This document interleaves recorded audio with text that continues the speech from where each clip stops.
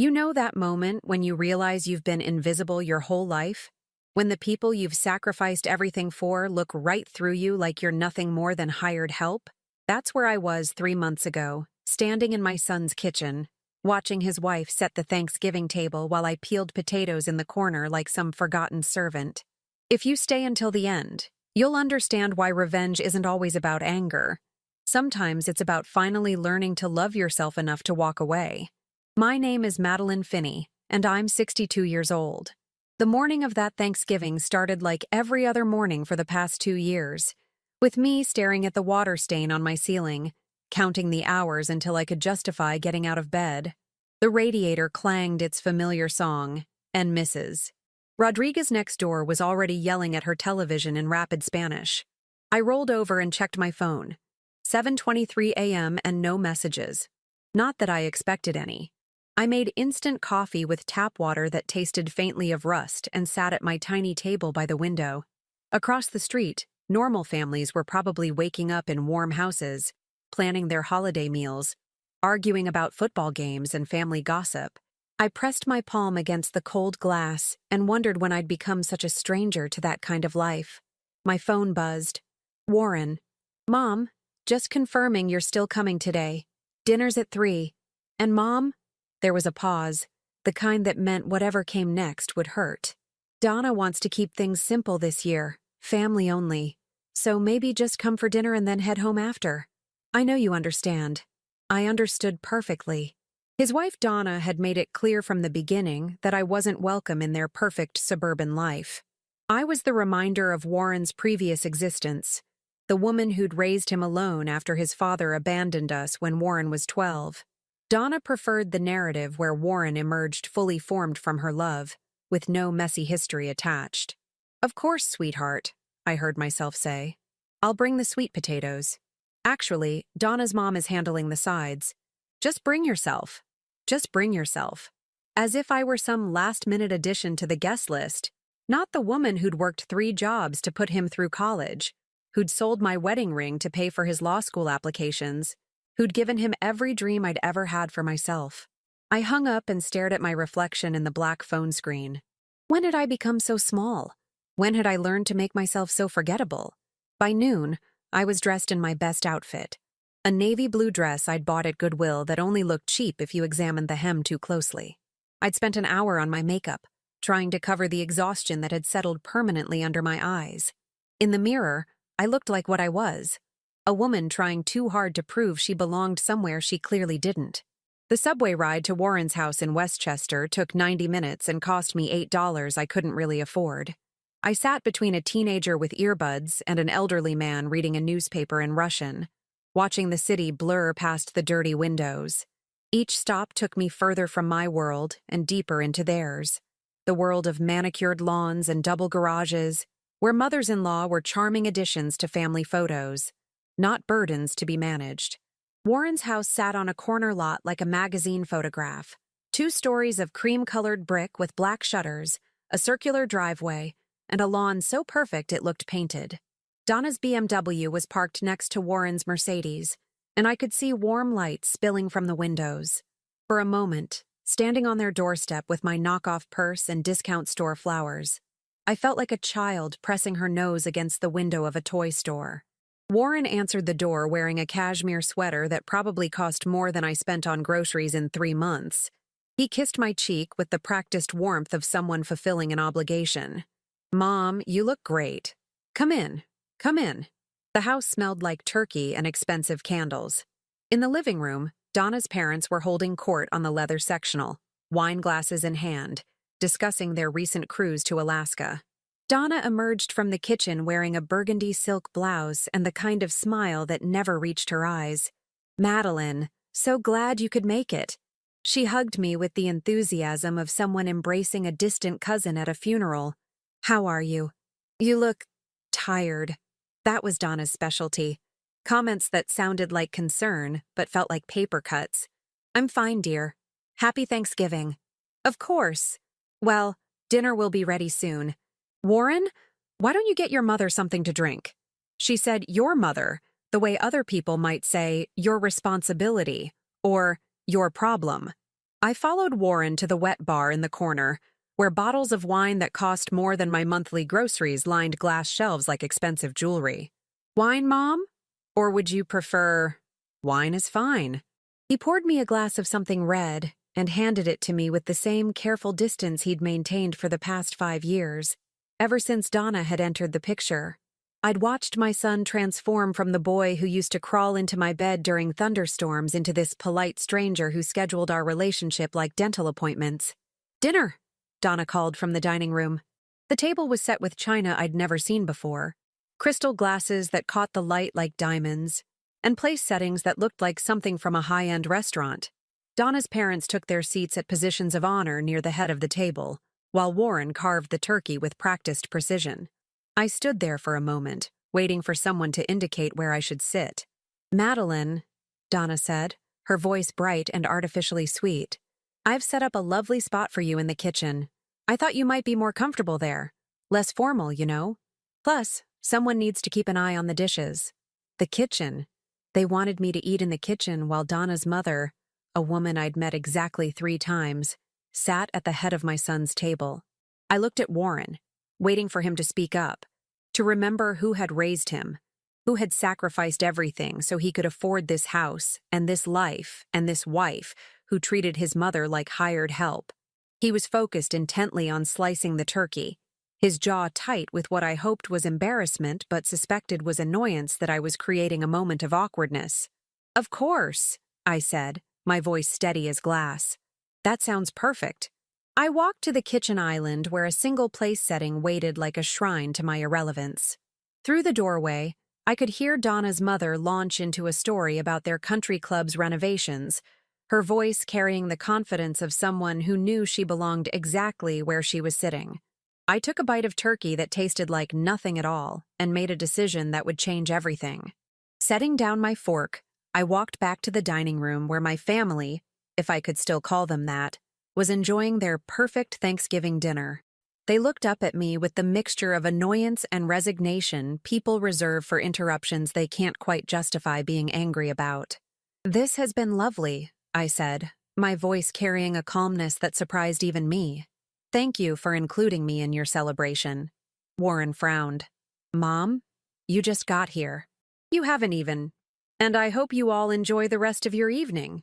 I smiled at each of them in turn, saving Donna for last. "By the way, I'll need you to vacate the apartment by Saturday. The new owner is moving in over the weekend." The silence that followed was so complete I could hear the grandfather clock ticking in the hallway. Donna's fork stopped halfway to her mouth. Warren's face went through several expressions before settling on confused irritation. "What apartment?" Donna asked. "The one you've been living in for the past 3 years. My apartment." "Well, technically it was my apartment. As of this morning, it belongs to my husband." The word husband landed like a grenade on the perfectly set table. But I was already walking toward the door, my purse over my shoulder, leaving them to process what I'd just said. Behind me, I heard chairs scraping against hardwood, voices rising in confusion and anger, Warren calling my name. I didn't look back. Outside, the evening air was sharp with the promise of winter, and I could finally breathe again. Don't forget to subscribe to the channel and comment where you're watching from. Trust me, you're going to want to see what happens next. The phone started ringing before I even made it to the subway platform. Warren's name flashed across the screen like an accusation. I let it go to voicemail, then watched as Donna's number appeared next. Then Warren again. Then a number I didn't recognize, probably Donna's mother, desperate to understand what had just happened to their perfect holiday tableau. I turned off my phone and descended into the subway tunnel, where the familiar smell of urine and hot metal felt like coming home. For the first time in months, I wasn't apologizing for taking up space in the world. The train back to Manhattan was nearly empty. Most people were still digesting their turkey and watching football, surrounded by families who actually wanted them there. I caught my reflection in the dark window and realized I was smiling. Not the careful, apologetic smile I'd worn for the past 5 years, but something real and dangerous. By the time I climbed the 3 flights to my studio apartment, I had 17 missed calls and 12 text messages. I poured myself a glass of the cheap wine I kept for emergencies, and finally listened to Warren's first voicemail. "Mom, what the hell was that? You can't just drop a bomb like that and walk out.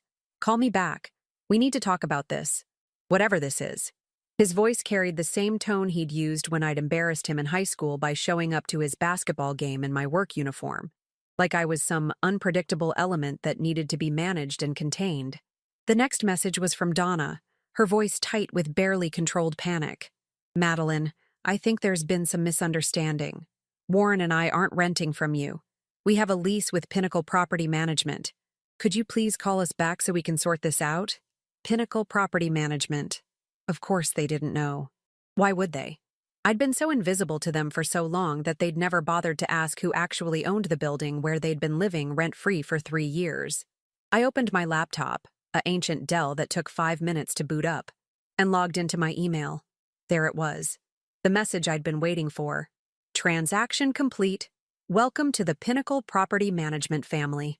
3 months ago, I'd been Mrs. Madeline Finney, invisible widow living on Social Security in a studio apartment that smelled like other people's cooking. Tonight, I was Mrs. Madeline Rice, co-owner of a property management company that controlled half the rental buildings in Westchester County. It's amazing what you can accomplish when you stop apologizing for existing. My phone rang again. This time it was a number I recognized, the one I'd been hoping to see. "Hello, darling." Robert's voice was warm honey over expensive whiskey. "How did it go?" "Better than I expected," I said, settling into my chair by the window. "They're going to need a few days to process what happened." "And how are you?" I know today was difficult. That was the difference between Robert Rice and every other man I'd ever known.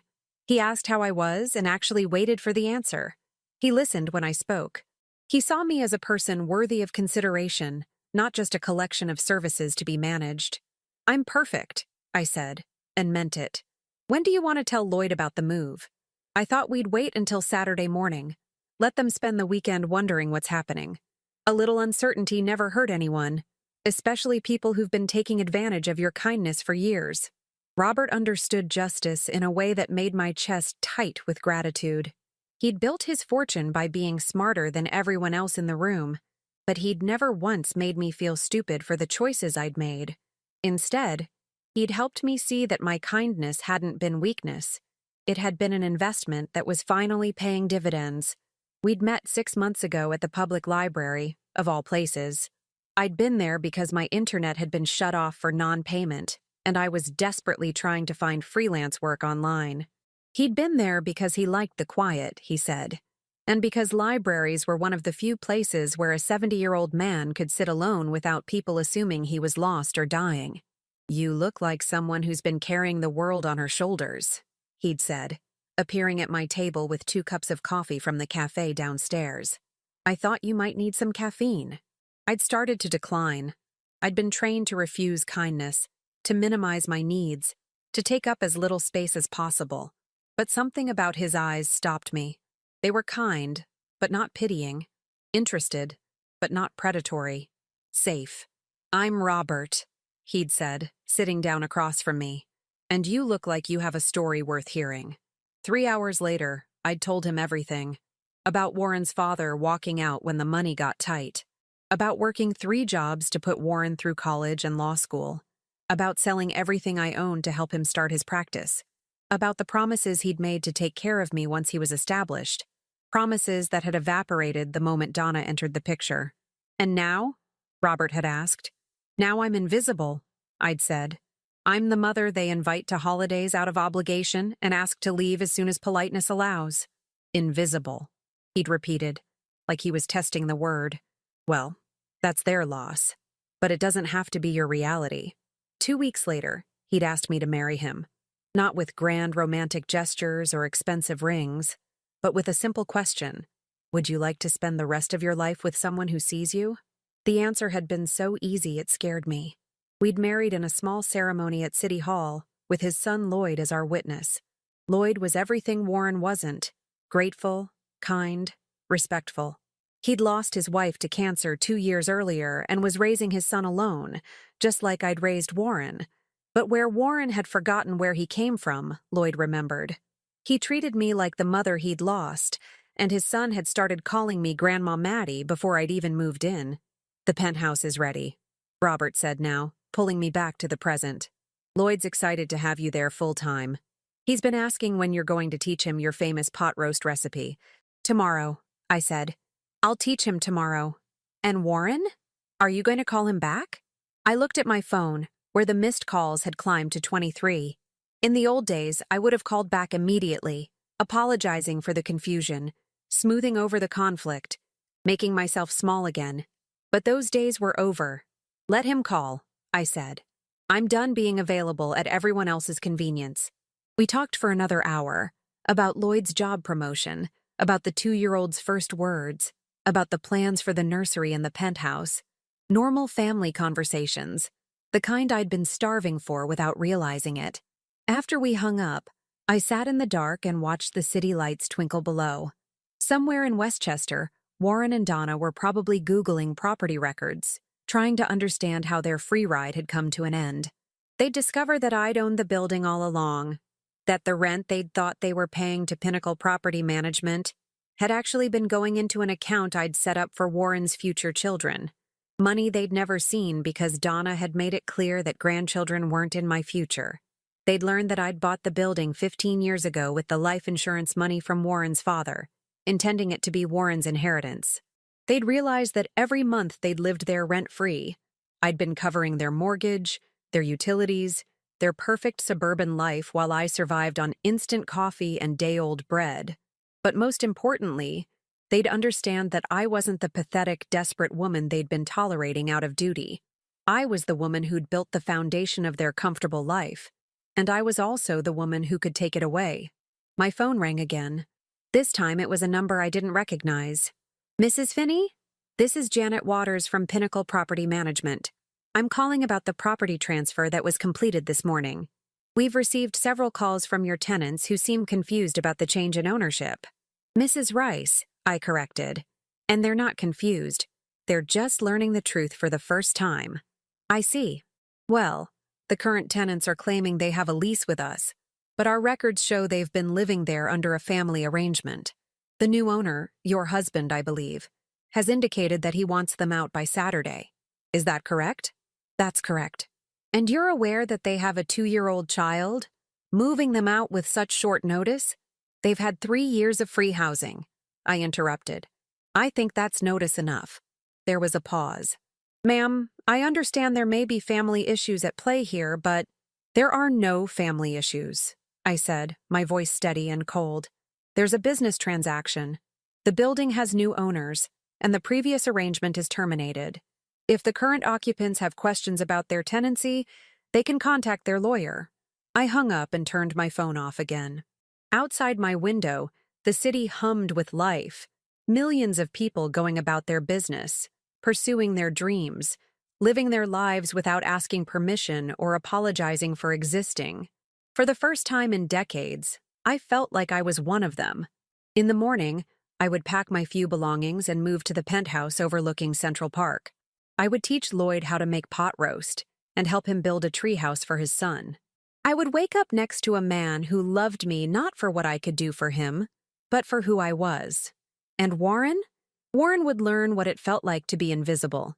The phone in my purse buzzed with another call, but I didn't reach for it. Instead, I poured another glass of wine and toasted my reflection in the dark window.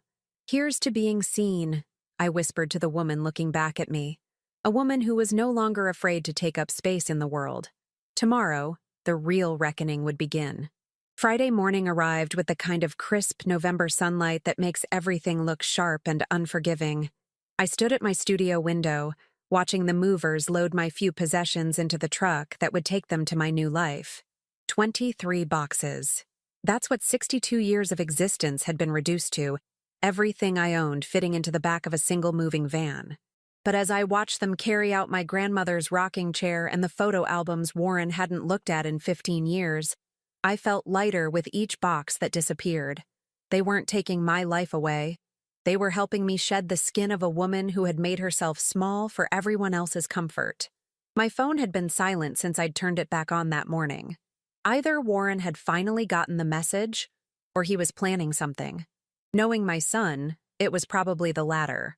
The moving truck pulled away just as a black sedan arrived. Robert stepped out wearing a charcoal wool coat that probably cost more than I used to make in 6 months, but it was his smile that made him look like the richest man in New York. He crossed the street with the confidence of someone who belonged wherever he chose to stand. "Ready, Mrs. Rice?" he asked, taking my hand and kissing it with the old-fashioned gallantry that had first made my heart skip. I've never been more ready for anything in my life. The ride to the Upper East Side took 20 minutes through traffic that parted like Robert owned the roads themselves.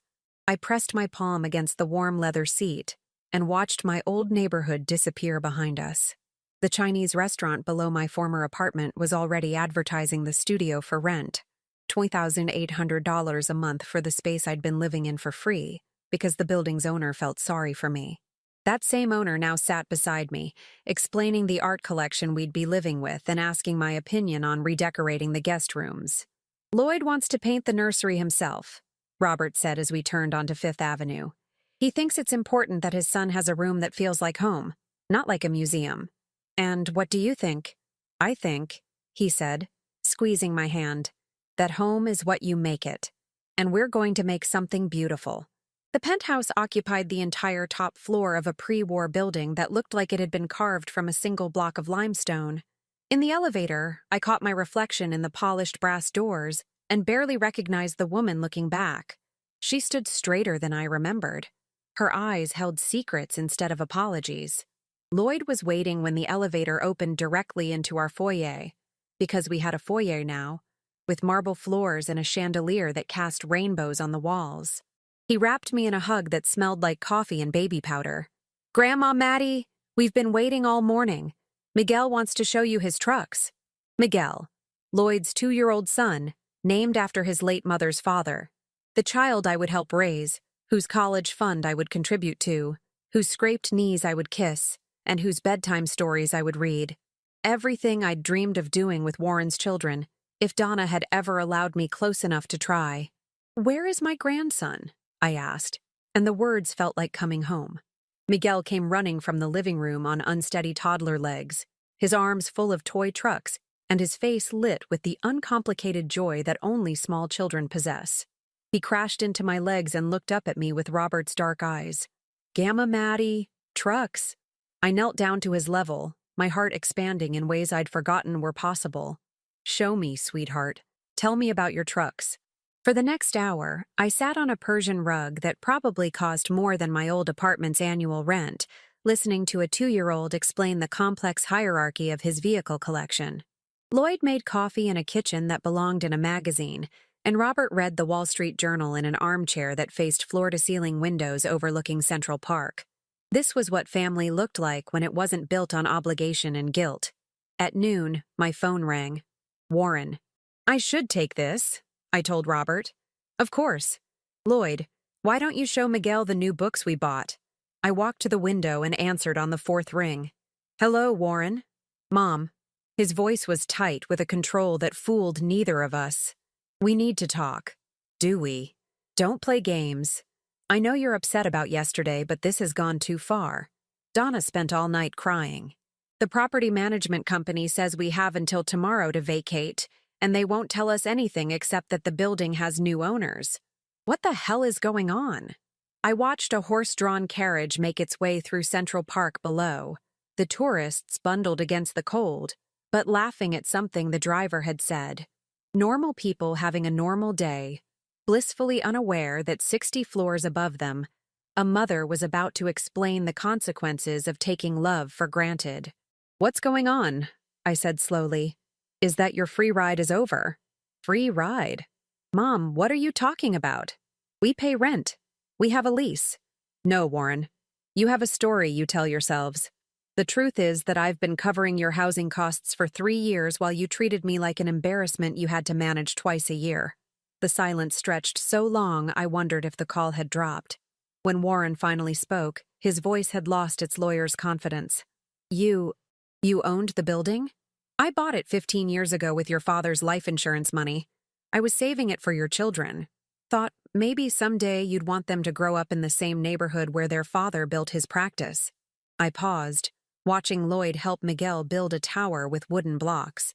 But Donna made it clear that your children wouldn't know their grandmother, so I found a better use for my investment. Mom, if you just told us, told you what? That I was subsidizing your lifestyle while I ate canned soup for dinner? That I sold my wedding ring to help you through law school while you bought your wife a BMW? You never asked, Warren. In 35 years, you never once asked what I needed or what I wanted or how I was surviving. You just assumed I'd figure it out, the way I always had. That's not, we didn't know you were struggling. You never said, I shouldn't have had to say. The words came out harder than I intended, but they felt clean and necessary. A son who loved his mother would have noticed. A son who respected the woman who sacrificed everything for him would have asked. Another silence. When Warren spoke again, he sounded younger, more like the boy who used to tell me about his day over dinner in our tiny kitchen. Mom, I'm sorry. I know yesterday was wrong. Donna was nervous about her parents being there, and she gets weird about seating arrangements when she's nervous. It wasn't about you. Everything has been about me, Warren. Every slight, every dismissal, every time you chose to make me invisible rather than deal with your wife's discomfort. You made a choice, again and again, and now you get to live with the consequences. What consequences? What are you talking about? We can fix this. The building has been sold, I said. The new owners want you out by tomorrow. There's nothing to fix. Sold to who? I smiled at my reflection in the window. My husband. The silence this time was absolute. I could picture Warren's face. The same expression he'd worn as a child when he realized he'd lost a game he didn't know he was playing. You're what? My husband, Robert Rice. He's been so helpful in arranging all of this. You see, he understands the value of family loyalty, probably because his son actually shows it. Mom, you can't be serious. You got married? When? Why didn't you tell us? When was I supposed to tell you? During the 15-minute phone calls where you checked off your filial duty? Or maybe during the holiday dinners where your wife exiled me to the kitchen? I watched Lloyd pick up Miguel, who had started to fuss, and carry him to the window to look at the park. I told you yesterday. You just weren't listening. This is insane. You can't just get married to some stranger and destroy our lives because you're mad about a seating arrangement. Robert isn't a stranger. He's the man who saw me in a library 6 months ago and decided I was worth talking to. He's the man who listens when I speak and values my opinions. He's the man whose family is excited to have me as part of it. I paused, letting that sink in. You know, the things I thought I'd get from my own son. Mom, please, let's meet somewhere. Let's talk about this like adults. Donna wants to apologize. We can work this out. There's nothing to work out. My new family is expecting me for lunch, and I don't want to keep them waiting. Your new family? Lloyd and Miguel, Robert's son and grandson. They're wonderful, Warren. Lloyd actually appreciates having a mother figure in his life, and Miguel already calls me grandma. It's remarkable how quickly children accept love when it's offered freely. I could hear Donna's voice in the background, urgent and panicked. Warren covered the phone, and their muffled argument carried the particular desperation of people watching their comfortable world collapse in real time. Mom, Warren said when he came back, we're coming over. Whatever building you're in, we'll find it. We need to talk face to face.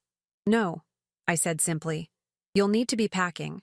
The sheriff will be there Sunday morning if you're not out by then. And trust me, you don't want to explain eviction proceedings to your law partners. Mom, wait. I hung up and turned off my phone. Behind me, Lloyd was teaching Miguel how to stack blocks into a stable tower, his voice patient and encouraging. Robert looked up from his newspaper and smiled at me with the warm pride of a man whose wife had just handled business with appropriate firmness. How did that go? He asked. Better than expected. I walked over and kissed his forehead. Now, what's for lunch? I'm starving. Outside, snow had started to fall over Central Park, coating the world in clean white silence. Somewhere in Westchester, my former family was learning that actions have consequences. But here, in my new life, a little boy was calling my name and asking me to read him a story. I couldn't think of anywhere I'd rather be. Saturday morning came with the kind of crystalline winter light that makes promises seem possible. I woke up in a bed that didn't creak, in a room where the radiator hummed instead of clanged, next to a man who had brought me coffee and the morning paper without being asked. "The weather is perfect for moving day," Robert said, settling back into bed with his own cup. "Clear skies, no wind. Very considerate of Mother Nature." I laughed, a sound that still surprised me with its lightness. I never thought I'd enjoy someone else's misery this much. "It's not misery you're enjoying," he said, reading over the real estate section. "It's justice. There's a difference." Through our bedroom window, Central Park stretched out like a winter wonderland, all bare trees and frost-covered grass. Joggers traced paths through the landscape, while dog walkers navigated around children building their first snowmen of the season.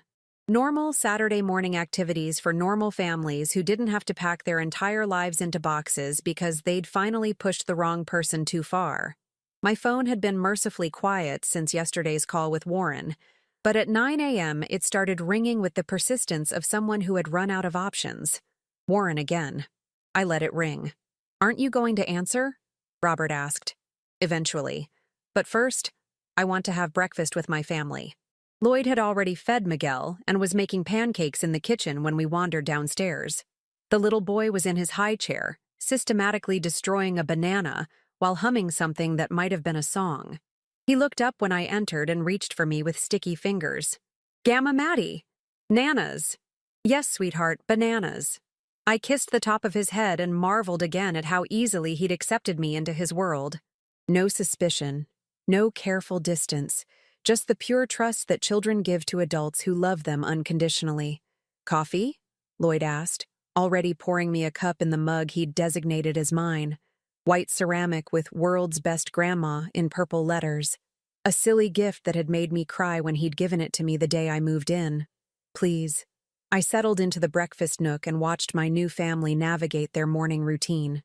Lloyd wiped Miguel's face with practiced efficiency while explaining the day's plans. A trip to the playground, lunch at the diner Miguel loved for their dinosaur-shaped chicken nuggets, nap time while the adults watched old movies. The phone rang again. Warren, of course. "I should probably take this," I said. "Put it on speaker," Robert suggested. I think it's time Lloyd understood exactly what kind of family he's marrying into. I'd told Lloyd some of the story, but not all of it. He knew I had a son who'd been distant, but he didn't know about the years of financial support, the casual cruelty, the systematic erasure of my existence from their perfect life. Robert was right. It was time for the whole truth. I answered on the 5th ring and set the phone on the counter. "Hello, Warren." "Mom, thank God. We've been calling all night. Look, we're packed, okay? We'll be out by noon. But we need to know where we're supposed to go. The company won't tell us anything about alternative housing, and every place we've called is either full or wants first and last month's rent plus security deposit. We don't have that kind of cash on hand." The desperation in his voice was new. Warren had always been so controlled, so confident in his ability to manage any situation with the right combination of logic and legal threats. But money talks louder than law degrees, and mine was saying goodbye. "That sounds difficult," I said, watching Lloyd's eyebrows rise as he began to understand exactly how cold his new stepmother could be. "Mom, please, we have a 2-year-old. We can't sleep in the car." "You have a 2-year-old," I corrected. "I have a grandson who calls me Grandma and actually wants me in his life." Lloyd's mouth fell open. Robert nodded approvingly. Miguel continued destroying his banana, oblivious to the adult drama unfolding around his sticky fingers. "What's that supposed to mean?" Warren asked. "It means that for 3 years Donna made it clear that I wasn't welcome around your child. Remember? Too overwhelming for a toddler to have too many grandmother figures. Too confusing. Better to keep things simple." I sipped my coffee and let the words settle. "Well, now things are very simple. You have your nuclear family, and I have mine." "Mom, Donna was still adjusting to being a mother. She's different now. She wants to apologize, to make things right." "Where is Donna?" I asked. "Let her apologize herself." There was a muffled conversation. Then Donna's voice came on the line, shaky and small. "Madeline, I'm so sorry about Thursday, and about everything. I know I haven't been welcoming, and I want to change that. I want to try again. Try again, I repeated. Interesting phrase. As if the past 5 years were just a practice run. I was scared, Donna continued. Warren talked about you so much, how amazing you were, how you'd sacrificed everything for him. I felt like I could never measure up, so I tried to minimize your role instead of embracing it. I see now how wrong that was. It was a good apology, I had to admit. If I'd heard it 3 months ago, I might have fallen for it. But 3 months ago, I was a different woman. One who believed that love meant accepting whatever scraps people were willing to throw your way. Tell me, Donna, I said. What changed? Was it the eviction notice? Or was it the realization that I'm not the powerless old woman you thought I was? Silence. Mom, Warren's voice returned. We're a family. We can work through this. You're absolutely right, I said. You are a family. The three of you. And you'll figure this out the same way I figured out how to survive when your father left. By being resourceful and resilient and asking for help when you need it. You're really going to let us be homeless? I'm not letting you do anything. I'm simply no longer preventing the natural consequences of your choices. I looked at Lloyd, who was listening with the fascination of someone watching a masterclass in boundary setting. For 35 years, I prevented consequences. I made your life smooth and comfortable and safe, and you never had to think about what that cost me. Now you do. This is insane, Warren said, his lawyer voice cracking with frustration. You're punishing us because we hurt your feelings at one dinner? One dinner, I repeated. Lloyd, did you hear that? He thinks this is about one dinner. Lloyd shook his head in amazement. Miguel had finished with his banana and was now focused on trying to feed pieces of pancake to his toy truck. Warren, I continued, let me ask you something. In the past 5 years, how many times did you invite me for Christmas morning? We always did Christmas Eve with you. Christmas morning. The real Christmas. When your child opens his presents and believes in magic. Silence. How many times did you ask if I needed help with groceries, or utilities, or medical bills? More silence. How many times did you introduce me to your friends as someone you were proud of, rather than someone you were obligated to include? Mom, the answer to all of those questions is 0, Warren. So no, this isn't about one dinner. This is about 5 years of being treated like a burden instead of a blessing. This is about watching you give another woman's mother the respect and affection you denied your own. I could hear Donna crying in the background. Good. Let her understand what it felt like to lose something precious through carelessness. What do you want from us? Warren asked. Tell me what you want, and I'll do it. I don't want anything from you anymore, I said. That's the point. I spent 60 years wanting things from people who couldn't or wouldn't give them. Now I'm with people who give freely, who see value in what I offer, who make space for me in their lives because they want me there. We want you here too. No, you don't. You want the version of me that makes your lives easier without requiring anything in return. You want the grandmother who babysits on demand but doesn't expect holiday invitations. You want the mother who provides financial support but doesn't ask for emotional reciprocity. You want the woman who apologizes for existing, instead of the one who knows her worth. Lloyd reached over and squeezed my hand. In his high chair, Miguel babbled something that sounded like gamma and clapped his hands. My real family, showing me in real time what love looked like when it wasn't rationed. So what happens now? Warren asked. Now you learn what I learned when your father left, that you're stronger than you think, and that the people who truly matter will help you figure it out. I paused, watching snow begin to fall outside the window. And maybe someday, when you've had some time to think about what family actually means, we can have a conversation about whether there's room for you in my life. Mom? Goodbye, Warren. The building management company has all the details about your move out. Good luck. I hung up and turned off the phone. The kitchen was quiet except for Miguel's contented babbling and the soft sound of snow against the windows. Lloyd was staring at me with something that looked like awe. Remind me never to get on your bad side, he said finally. You couldn't if you tried, I told him. You're too good at loving people. Robert appeared in the doorway, fully dressed and holding his car keys. Ready for the playground, Miguel? The little boy's face lit up with pure joy. Park! Swings!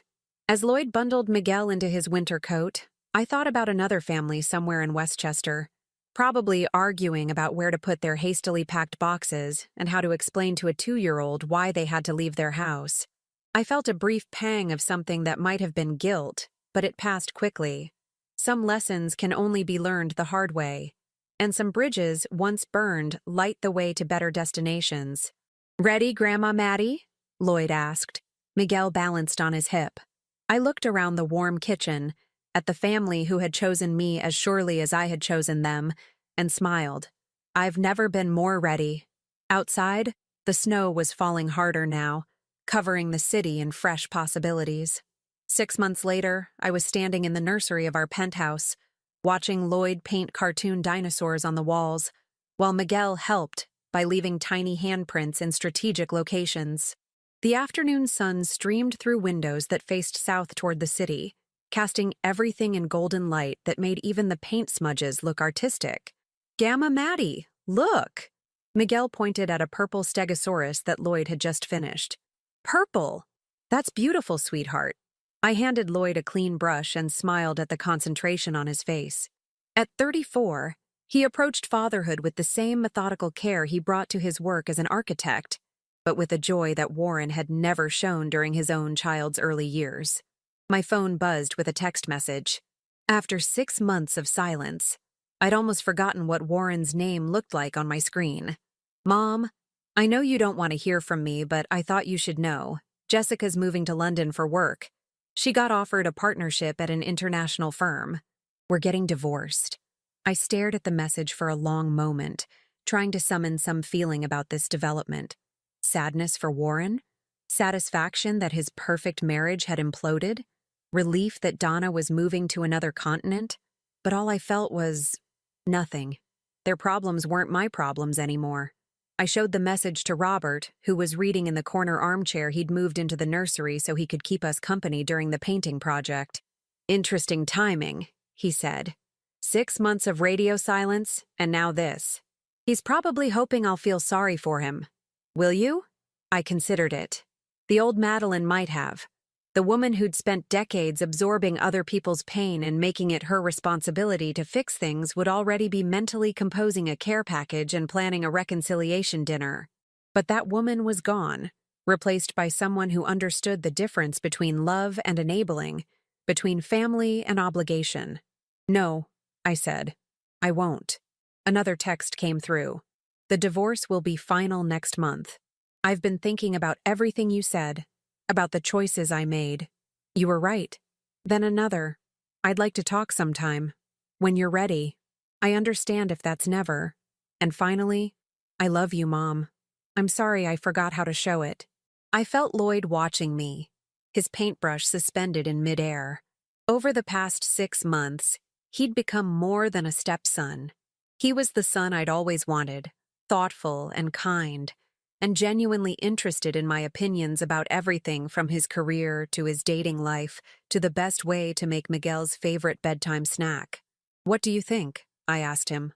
"I think," he said carefully, "that forgiveness doesn't require forgetting, and it doesn't require going back to the way things were."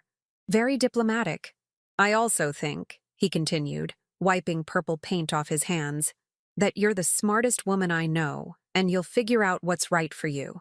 Robert looked up from his book. "Have I mentioned lately that I raised an exceptional son?" "Only every day."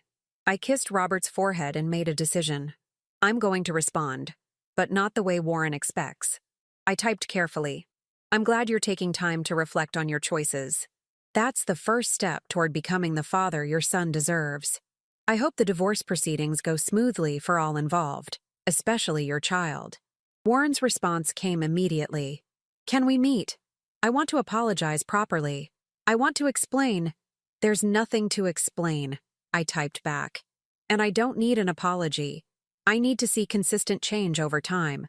If you're serious about rebuilding our relationship, show me through your actions over the next year. Show me that you've learned how to put family first." "How do I do that?" I smiled, thinking of all the ways Lloyd had shown me what real family devotion looked like. "Figure it out. You're a smart man. If you want to be in my life, Prove that you've become someone worth knowing. I turned off my phone and slipped it into my pocket. That seemed remarkably restrained, Robert observed. I'm learning that the most powerful response isn't always the most emotional one.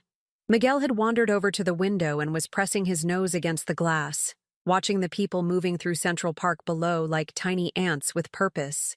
In a few hours, those people would go home to their families, to dinner tables where everyone had a place and no one was made to feel invisible. Gamma Maddie, Miguel said, tugging on my sleeve. Story? Of course, sweetheart. Which story would you like? Dragon story. The dragon story was one I'd made up for him, about a little dragon who thought he was too small to do anything important until he learned that kindness was the most powerful magic of all. Miguel never got tired of hearing it, and I never got tired of watching his face light up when the little dragon saved the day. As I settled into the rocking chair with Miguel on my lap, Lloyd and Robert continued their painting project, talking quietly about plans for Miguel's birthday party next month. A real family conversation, the kind where everyone's opinion mattered and no one was relegated to the kitchen. Halfway through the story, my phone buzzed again. This time it was an unknown number with a 203 area code, Connecticut. Against my better judgment, I answered. Madeline? This is Christine Slaughter. I was Christine Waters when we met. Warren's ex-wife. I almost corrected her. Donna, not Christine. But then I remembered. The names from the file. Even in my imagination, I couldn't escape the truth that everyone was exactly who they'd always been. What can I do for you, Christine? I wanted to apologize. Before I moved to London, I wanted you to know that I understand now what I took from you. What we took from you. Miguel had fallen asleep in my arms, his small body warm and trusting. I stroked his hair and waited for Christine to continue. The divorce lawyer asked us to list all our assets, she said. When we started going through everything, Warren told me about the building, about how you'd owned it all along, about the money you'd spent on us without us even knowing. Her voice cracked. I realized that every comfortable moment of the past 5 years was because of your generosity, and I repaid it by making you feel unwelcome in your own son's life. Yes, I said simply. You did. I don't expect forgiveness. I just wanted you to know that I see it now. I see what I did wrong, and I'm going to carry that with me for the rest of my life. There was something in her voice, genuine remorse rather than the desperate manipulation of someone trying to avoid consequences. Maybe losing everything had taught her something true about herself. I appreciate you calling, I said, and I hope London gives you a chance to become the person you want to be. Warren's a mess, she said quietly. The divorce, losing the house, having to start over. It's broken something in him, but maybe that's not entirely a bad thing. Maybe he needed to break a little to understand what he'd broken in other people. After she hung up, I sat in the gathering dusk, holding my sleeping grandson and thinking about the strange mathematics of justice. Warren had lost his wife, his home, his comfortable life. Christine was moving to another continent to start over. Their child would grow up shuttling between two broken parents, who were only just beginning to understand the cost of their choices. But I felt no satisfaction in their pain, no vindication in their losses. That surprised me. 6 months ago, I'd thought revenge would taste sweeter. Instead, I felt empty of them, clean, free. Penny for your thoughts, Robert said, settling into the chair beside me. I was thinking about how strange it is, I said, that the thing I thought would feel like victory just feels like ending. Maybe that's what victory looks like when you're fighting for your own soul instead of fighting against someone else. Lloyd had finished The Last Dinosaur and was cleaning his brushes in the small sink we'd installed for art projects. The nursery looked like something from a magazine, warm and welcoming and full of love. I think we should have a party, I announced suddenly. What kind of party? Lloyd asked. A Thanksgiving party. A real one, where everyone who comes actually wants to be there. Robert smiled. I think that sounds perfect. Can we invite my friends from the park? Miguel asked, suddenly awake and bouncing in my lap with the elastic energy of a well-rested toddler. Of course we can, sweetheart. We'll invite everyone who makes our family bigger and happier. As we planned our celebration, A table where every seat would be filled with gratitude, where no one would be exiled to the kitchen or made to feel like an afterthought. I thought about the woman I'd been a year ago. That woman had believed that family was something you endured, that love was something you earned through sacrifice and silence. This woman, the one who'd learned to value herself enough to walk away from people who didn't, understood that family was something you chose, and that the greatest gift you could give the people you loved was the fullness of who you were. My phone buzzed one more time. Warren again. I love you, Mom. I'll do better. I promise. This time, I didn't respond. Love without action was just noise, and I'd heard enough noise for one lifetime. Instead, I kissed the top of Miguel's head and started planning a menu for people who would gather around our table not out of obligation, but out of joy. Outside, the city sparkled with the lights of 8 million stories, 8 million chances to choose kindness over cruelty, connection over control, love over fear. And here, in our perfect, imperfect family, we'd chosen well. So that's my story. The story of how I learned that sometimes the greatest act of love is refusing to accept less than you deserve. How I discovered that revenge isn't always about punishment. Sometimes it's simply about refusing to participate in your own diminishment. Warren texts occasionally now. Updates about his life, his therapy, his attempts to be a better father. I respond when I feel like it, briefly and without commitment. Maybe someday we'll have a real conversation. Maybe someday he'll prove that he's become someone capable of loving without conditions. Or maybe not. Either way, I'll be fine. Because I finally learned the secret that took me 62 years to understand. You teach people how to treat you, and I'm an excellent teacher. Don't forget to subscribe to the channel and comment where you're watching from. And remember, it's never too late to write a better ending to your own story.